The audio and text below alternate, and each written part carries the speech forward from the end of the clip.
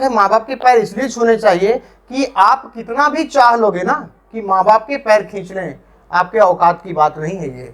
मैं ये खुला बोलता हूँ चैलेंज करके, किसी भी व्यक्ति के अंदर इतनी क्षमता नहीं है कि वो अपने माँ बाप के पैर खींच सकता है। सब प्रतिदिन ये कार्य करते हैं। जी हाँ, अपने से बड़ों के पैर छूना।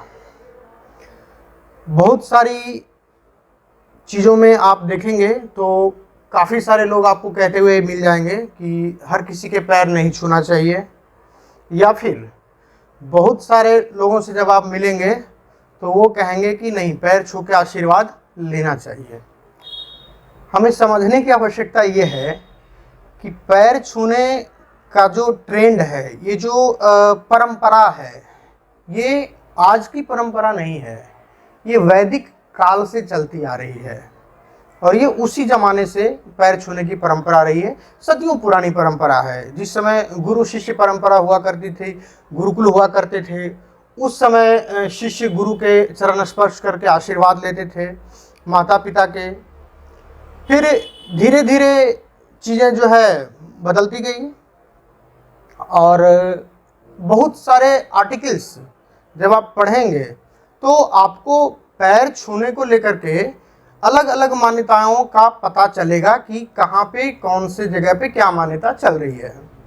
कुछ मान्यताएं तो ऐसी भी मिलेंगी जो कि मेरे हिसाब से कहानी मात्र है, जिसके पीछे सच्चाई मुझे नहीं लगती है। क्योंकि कुछ लोगों का मानना है कि मामा भांजे के बीच का जो रिश्ता है, इसमें भांजा मामा के पैर नहीं छूता है। क्यों? क्योंकि उससे घोर दरिद्रता आती है, क्योंकि भांजा ब्राह्मण होता है, ब्राह्मणों के पैर छुए जाते हैं, इसलिए भांजे का पैर मामा जो है भांजे से पैर नहीं फिट टच करवा सकता है।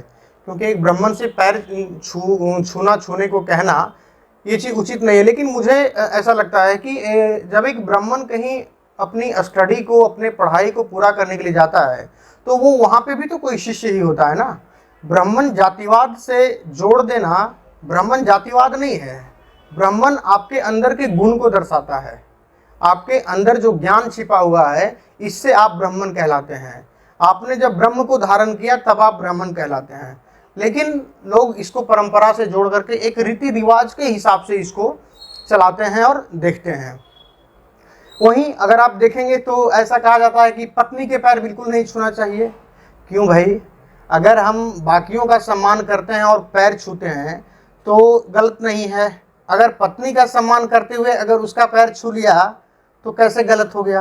और अगर पत्नी का पैर छूना गलत है तो पत्नी अगर पति के पैर छूती है तो ये भी गलत है। होना चाहिए, लेकिन नहीं, लोगों ने इसे अपने अकॉर्डिंगली, अपने सुविधाओं के अनुसार इसको एक सांचे में ढाला है। खास करके मैं प्रहार करना चाहूँगा यहाँ पे पुरुष प्रधान समाज का, क्योंकि अगर समाज पुरुष प्रधान है तो ज़्यादातर जो ग्रंथ लिखे गए हैं वो पुरुषों के द्वारा लिखे गए हैं, चाहे वो कोई भी हो। और उसमें पुरुषों के बारे में ही, पुरुषों को ज़्यादा प्रधानता दी गई है, दिखाई गई है कि भाई पुरुष प्रधान है तो स्त्री पुरुष के पैर छुएगी, लेकिन पुरुष स्त्री के पैर नहीं छुएगा। ऐसा उसमें मान्यताएं दी जाती है। एक मान्यता की बात और भी, मैं पैर छूने को लेकर एक कॉन्सेप्ट और भी है कि यदि सोए हुए व्यक्ति का पैर आप छूते हैं तो इसे घोर अशुभ माना जाता है। क्योंकि ऐसा नहीं करना चाहिए। शमशान वगैरह में लोग जब देहांत हो जाता है, अंतकाल में लोग पैर छूते हैं, तो इसलिए सोए हुए व्यक्ति का पैर छूने को लेकर के ये कहा गया है कि काफ़ी अशुभ होता है।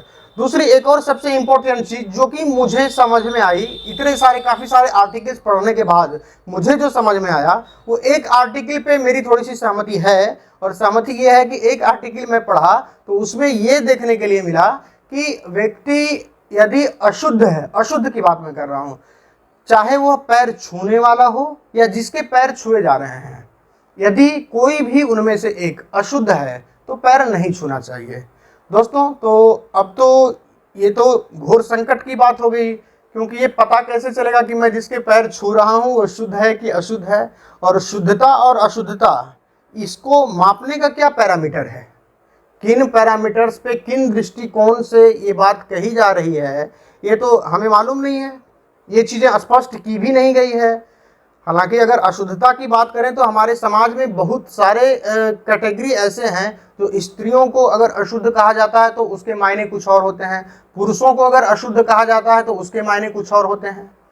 ये मायने जो है जगह जगह पे बदलते रहता है, इसलिए इसमें भी मैं ज़्यादा ध्यान मैंने देना उचित नहीं। चूँकि मैं आपको एक बात बता दूं कि जैसा कि आप जानते हैं कि मैं हमेशा से ही, जब से मालिक से मेरा कनेक्शन जुड़ा है, ओशो रजनीश के शरण में मैं गया हूँ, तब से स्पिरिचुअली कुछ ना कुछ एक्सपेरिमेंट करने का एक हैबिट मेरे अंदर डाल दिया गया और मुझे अच्छा लगता है करना। बहुत सारे सब्जेक्ट्स के ऊपर हमने स्पिरिचुअली काम किया है, उसके ऊपर एक्सपेरिमेंट्स किया है, उसके तजुर्बों को लिया है, कुछ विशेष लोगों से साझा भी किया है पब्लिकली। अभी कई सारे ऐसे एक्सपेरिमेंट्स हैं जिनके बारे में हमने साझा नहीं किया है, लेकिन ये आज मैं आपको बताता हूँ कि हमने भी इसके ऊपर एक रिसर्च किया, पैर छूने को लेकर एक एक्सपेरिमेंट किया। तो पैर छूने को लेकर मेरी जो मान्यता है, ऐसा यह मुझे लगा कि हर किसी के पैर नहीं छूना चाहिए सिवाय अपने माता और पिता के, क्योंकि सदियों से एक परंपरा चलते आ रही है जहाँ पे इतनी सारी अच्छी चीज़ें हम सुनते हैं और देखते हैं, वहीं पे एक परंपरा जो सदियों से चलते आ रही है वो क्या है, किसी का पैर खींचना। कई सारे उदाहरण आपको मिल जाएंगे इतिहास में जहाँ पे कि गुरुद्रोह किया गया, शिष्य ने गुरु के साथ जो है गलत व्यवहार किया, जिसे हम गुरुद्रोह भी कहते हैं। एक तरफ तो आप पैर छू रहे हैं, दूसरी तरफ आप गुरुद्रोह कर रहे हैं। या किसी के भी आज आप पैर छू रहे हैं, कल को किसी बात को लेकर के अगर थोड़ी सी मनमुटाव हो गई, अनबन हो गई, तो हमने पैर छूना बंद कर दिया। तो ये चीज़ें थोड़ा सा कॉम्प्लिकेटेड फील होती हैं, थोड़ा सा अच्छा व्यवहार फील नहीं होता है।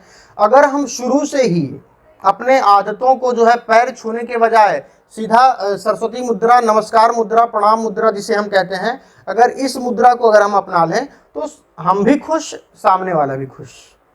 मतलब सिर्फ और सिर्फ आशीर्वाद लेने से है, शुभकामना लेने से है, शुभेच्छा लेने से है, और इससे ज़्यादा कोई मतलब होना नहीं चाहिए।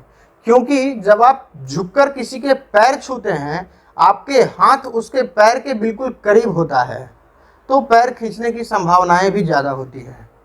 ये बात मेरे दिमाग में जब से आई है दोस्तों, मैंने बहुत थोड़े से लोग ऐसे थे जिनको कि मैं पैर छू के जो है मैं अभिवादन करता था। जब से ये बात मेरे दिमाग में आई है तब से मैंने पैर छूना बंद कर दिया है, और मुझे आशा है कि लोग इस चीज़ को बुरा नहीं मानेंगे, समझेंगे मेरी भावनाओं को, क्योंकि उनके प्रति मेरी जो भावना है, मेरे अंदर जो सम्मान है, वो कम नहीं हुआ है।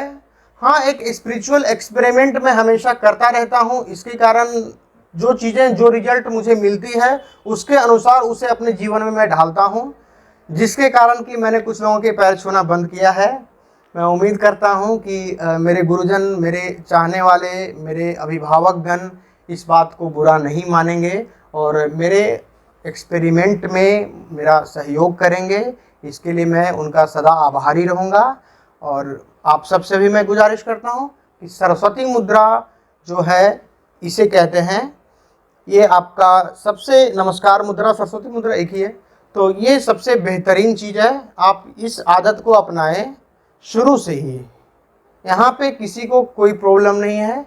इस मुद्रा को अपनाने से बात उतनी ही होती है, हम किसी के प्रति विनम्र होते हैं, हम किसी का अभिवादन करते हैं, हम उनका आशीर्वाद प्राप्त करते हैं, चीज़ें उतनी ही है, बस तरीका अलग है। इसलिए आगे से ध्यान रखें कि अपना हाथ किसी के पैर के पास ना ही पहुंचने दें, क्योंकि ना तो हाथ पहुंचेगा, ना ही तो हम किसी का पैर खींचने की प्रवृत्ति आपके अंदर डेवलप होगी। ये बट नेचुरल आपके दिमाग में आएगा।